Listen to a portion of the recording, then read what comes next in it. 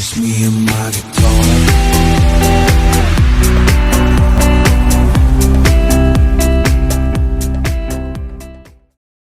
Hello YouTube, this is KOA Mist back with another video. So today we're going to be talking about the hero gallery. We're going to be talking about the blue heroes. Pretty much a continuation of the last video of the hero series to part 3. I'm probably going to be doing some more gameplay on other games just to get more people to view my channel. But it's not gonna interfere with my King of Avalon gameplay, meaning if I post a King of Avalon video, I'm probably gonna be posting another game video, and it's not gonna interfere. That means I'm still gonna be posting King of Avalon videos daily, no matter how my other game schedule goes. So I'll probably be uploading 2 videos a day, but one being another game. Alright, let's get started. Summoning Circle Hero Gallery. Alright, starting with the blue heroes. So the one distinguishing difference between blue heroes and purple heroes is, one, blue heroes, they're much easier to get, obviously. That's a given. And then 2 is that blue heroes only go up to a 4-star prowess benefit, while purple heroes go up to 5-star prowess benefits. Now let us get started with Master Enforcer Sir Grifflet. Grifflet's base buff is Bowman Health plus 0.64%, and then it's 2-star Cavalry plus 19%, 3-star Infantry Defense plus 25%, 4-star Troop Health plus 16%. So Sir Grifflet is, just looking at the base buff, Bowman Health plus 0.64%, yes, that can be leveled up, but the thing is, Bowman Health, if you're a free-to-play player, and you already have a limited budget, yes, you want to work well-rounded, get all your buffs up, but if you're prioritizing, Bowman Health is not what you want to prioritize on. It is Bowman Attack you should be prioritizing on. And then looking at his 2-star Cavalry Health, as I was saying, 19%, that's good, but obviously that's not what you should be prioritizing. The only thing that starts getting good is his 3-star and 4-star Infantry Defense plus 25% and Troop Health plus 16%. That's actually OP as fuck, and it's good. It's really good. So, but that's when it's 3 to 4-star, which should be like forever. It will take a long time, unless you're like crazy rich. But anyways, yes. So I would actually not recommend this here. I'd probably give it a 5.5 out of 10. 10 being you must have, 1 being is absolute trash. Moving on. Then we have Master of Arms, Mortimer, or Voldemort. Actually, just call him Mortimer. That was a bad joke. Alright, moving on. Alright, so Mortimer has a base buff of Cavalry Attack plus 0.64%. Its prowess benefits are 2-star Distance Siege versus Trap damage plus 27%, 3-star Bowman damage plus 15%, and 4-star Cavalry damage plus 18%. This is literally OP as fuck. It is a hardcore, very offensive-orientated hero that is probably one of the top tier ones. It is one of the top tier ones currently. Because what you have to prioritize with Cavalry is Cavalry Attack. And what does it have as its base buff? Cavalry Attack, meaning it is already set to be an offensive hero. Not to mention his prowess benefits are literally OP. 2-star Distance Siege versus Trap damage, 27%. That is very important, because in order to take down traps, you need to have Siege. And preferably Distance Siege, because I was saying Distance Siege is much faster than Melee Siege. Yeah, notice how it says Distance Siege, not Melee Siege. So this buff does not apply to Melee Siege. But regardless, it's still really OP, because T10 Siege is also Distance Siege for a reason. And then 3-star Bowman damage plus 15%, 4-star Cavalry damage plus 18%. That is like mind-boggling. This hero is great. He's a very amazing offensive hero-based hero. So I would probably give him a solid 8 out of 10. Solid 8 out of 10. Moving on, Master of Arms, Sir Sapphire. He is pretty much the Bowman version of Lord Mortimer. Pretty much, his is pretty much the same, except 2 major differences. 1, its 2-star is Infantry Attack, and 2, it's Bowman. It's Bowman. Well, yeah, Bowman, that's a given. But it's 3-star and 4-star switched. it's flip-flop. For Vortimer, the 4-star is cavalry damage plus 18% and bowman damage plus 15%. But for this, because Master Sufferer is bowman based, its 4-star is bowman damage plus 18%. Alright, so what is the main difference and why? So, 2-star, infantry attack. That actually makes Lord Sufferer lose so much value compared to Lord Vortimer. Because Lord Vortimer's 2-star is distance siege versus trap damage plus 27%, which is significantly more useful, per se, than infantry attack plus 19%. Because infantry already has a low amount of attack, so adding 19% buff won't do much. While siege is pretty much essential for it to have high trap damage, so having that 2-star being distance siege versus trap damage makes Vortimer much more valuable than Sorcerer. But obviously, it really depends on what kind of buffs your account is based around. Like, my account is mostly based on high bowman attack. Therefore, I'd probably have Lord Sufferer to buff that up even more. But if you have, like, if your account has very, very high cavalry buffs and attack and stuff, for example, then you want to choose Lord Vortimer because it's cavalry attack. But overall, Lord Vortimer is better than Lord Sufferer. So if I had to give Lord Sufferer out of 10, I'd probably give it a 7.5, so 7.25, around there. I mean, it's still really good. Don't get me wrong, it's still a really good offensive-oriented hero. But just compared to Vortimer, it's a bit less valuable. And then, Master of War Sir Pelennor. He is literally one of the best. One of the best. Don't forget. Yeah, it's one of the best defensive heroes in the game. It's based off City Army Health. First of all, if you just look at that, City Army Health, that is the most important. I cannot stress, the most important defensive buff you can have is the health. City Army Health. Going along with Prowess Benefits of 2-star trap health 41%, 3-star drop vs infantry damage plus 36%, and then 4-star trap damage plus 23%. Oh my god. This makes Lord Pelennor so versatile and so, like, very, very defensively strong. With trap health of plus 41%, your traps will last much more longer, dealing so much more damage to the opponent's troops before they get destroyed. And then drop vs infantry damage, you're literally gonna, that's crazy. And then trap damage plus 23%. Pretty much all of your traps just got plus 23% damage, dealing far more damage to the enemies. Not to mention the City Army Health, which already buffs up. So City Army Health is a buff that only applies to your the army that is inside your city. Self-explanatory, but it would add on to your, like, army buffs. So for example, my current army buff is like current army health buff is like 30%. That is only when I'm attacking, but when it's back in my city, if I got City Army Health to like 10%, then that would add on to the army buff. So it would make it 40%. So my troops would have 40% army health buff when my troops are defending. So which makes Sir Pelennor very, very OP and very versatile. Not to mention its 2-star gives them a trap health plus of 41%. Let's not even go there. Not to mention he's blue. That means you can actually like get his prowess benefits very, very high, probably to like 3 or 4 stars. Because if it's like purple, it's literally impossible to level them up because it's so rare to get them to drop. But if it's like blue, you get them to drop pretty frequently. Alright, moving on. We got Master of Strategy Lady Isobel. So the training benefits. Training capacity, and then the 2-star, the prowess benefits, 2-star trap construction capacity, and then 3-star trap capacity, 4-star march capacity.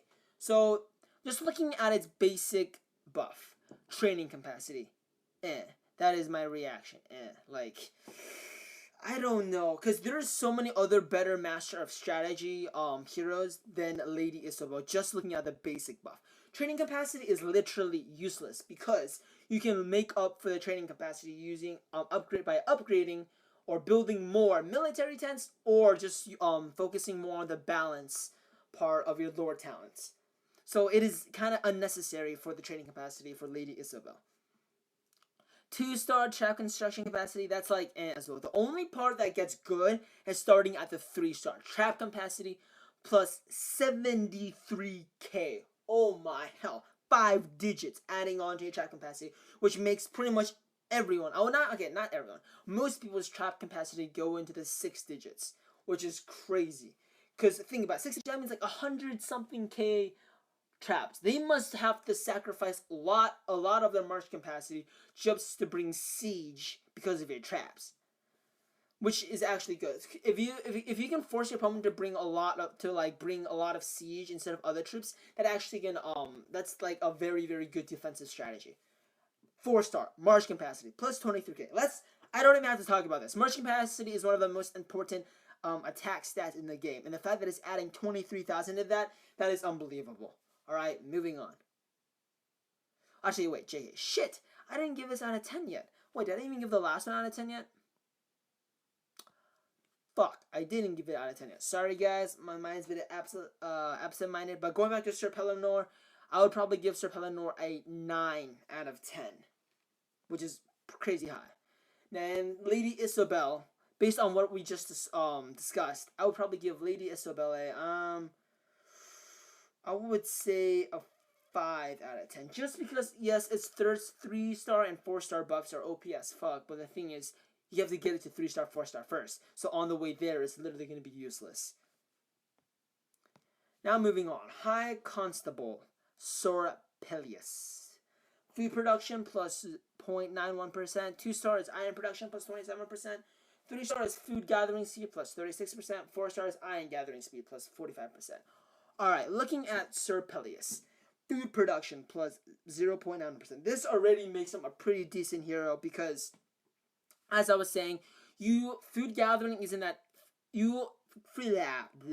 because food can't stack. Food production is more important than food gathering. Therefore, this already makes Sir Peleus a pretty decent hero.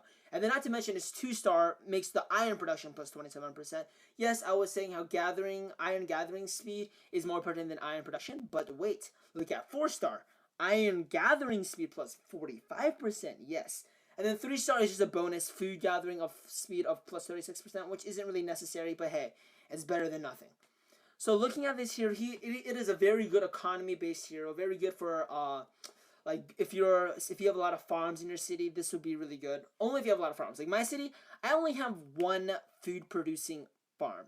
All my other things are iron and silver mines, so this hero would not be really that good for me. But if you have like 10 farms, then this hero would be very good for the food production boost. If I had to give Sir Peleus out of 10, I would give it a solid 6.5 out of 10. So it is recommended, but it's a very situational based hero. Keeper of the Seal, Lady Crease or Sorceress. I butchered her name. Whatever. Looking at its base buff, troop upkeep minus 0.18. Prowess Benefits, resource production plus 14%, 3 stars, storage production plus 15%, and 4-star resource gathering speed plus 23%. Alright, this hero is very controversial, meaning its base buff is absolute trash, but while its Prowess Benefits are actually really good. Because, okay, first of all, let's talk about the base buff. Troop upkeep minus, honestly, minusing troop upkeep really doesn't even matter because the point of this game is to build a hell lot of troops. And my troop upkeep is like 1.1 million per hour right now. So minus troop upkeep, it honestly, no matter what, you can't get it to like minus 100%. Because it's starting at 0.18. If you upgrade to 40, I'm assuming it's only going to be minus like, I would dare to say like 5, 6, 7%, around there. But that barely put even a dent inside the 1.1 million food I have to pay per hour. So obviously that base buff is literally useless. But before we completely throw this girl in the trash can, let's look at the Prowess Benefits. 2-star resource production plus 14%, meaning regardless of what resource, so like silver, iron, food, or wood, it will add 14% to the production rate, which is very OP as fuck. It's pretty much like army buff, except a resource total construction buff. Shit, whatever. Yes. All right, 3 stars. Storage protection plus 15%. Yes.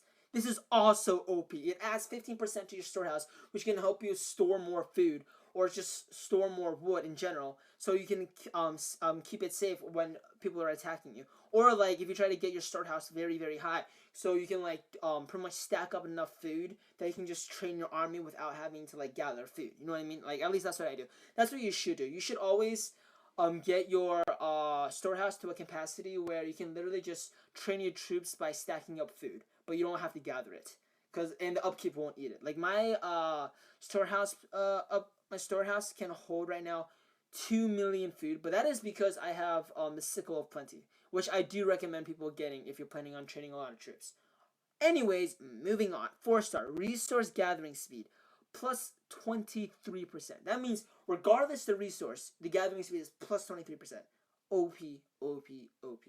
But honestly, because of the base buff being so useless, it takes a huge void of its value. So I actually only give it a solid 6, just because prowess benefits are a pain to like. It's a pain to level up the prowess, and like on the way there, the base buffs is gonna be useless. All right, Master Herald Aghoris. Research speed plus 0.45%, prowess benefits, lower stamina recovery plus 11%, 3-star healing speed plus 36%, 4-star construction speed plus 23%. So this is pretty much all speed. It's a speed-based hero. Research speed plus 0.45% and all that. So it's based on to make your city pretty much do things at a faster rate, which I think is important. But we have to realize there's something else that already makes up for this, and that is the item called speed ups. Therefore, this already makes a hero lose a ton in value. I mean, the lower stamina recovery, that is pretty good, but that is only really good if you're gonna like if you're like hardcore soloing barbs, which I guess I am, but it's only plus 11%, so it's not even that big of a difference. So if I had to give this out of 10, I'd probably only give it a I give it a 6. I mean, it's not worthless, as in it is pretty useful, but it's not entirely one of the things you must have. Moving on to the last one, High Steward Sorbalin. Construction food requirement minus 45.5k. And then Prowess Benefits, 2-star research wood requirements minus 1.36 mil. 3-star construction wood requirements minus 1.82 mil. 4-star construction iron requirements minus 455k. So, yeah. So let me see. It's pretty good, as in like the construction food requirement. This is really good for early game players, because early game in the beginning you want to like construct things as fast as you can with the least amount of cost, and then with the thing it has the construction requirements minus 45.5k, which it can obviously go into the hundreds of k's, which saves you so much food in the long run. But for late game players, if you minus like I don't know 600k of like 113 million food, that is pretty much useless, because I have to pretty much gather 113 million food for my next stronghold upgrade. So this is good for early game players, but not so much late game players.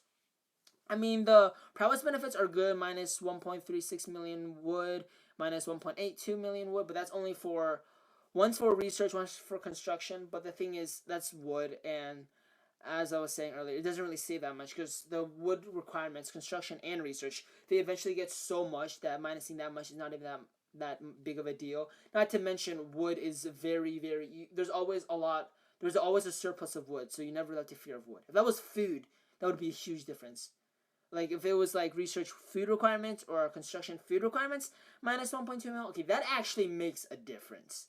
And then 4-star construction iron requirements minus 455k. That's actually pretty good, but that is when it's 4 stars, so that's like pretty in the mid-late game section. So based off this here, I would say out of 10, this deserves a 6.5. Okay, no, I'll give it a 6.75, because it is actually pretty valuable for early game players to getting a fast start in the game. Alright, that is pretty much it for this video, guys. Thanks for sticking around and watching this.